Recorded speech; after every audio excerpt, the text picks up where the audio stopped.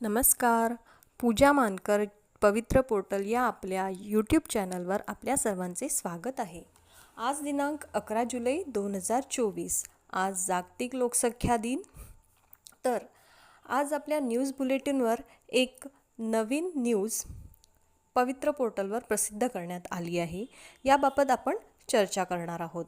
तर शिक्षक पदभरतीबाबत प्रसिद्धीपत्रक काय आलेले आहे ते बघूया.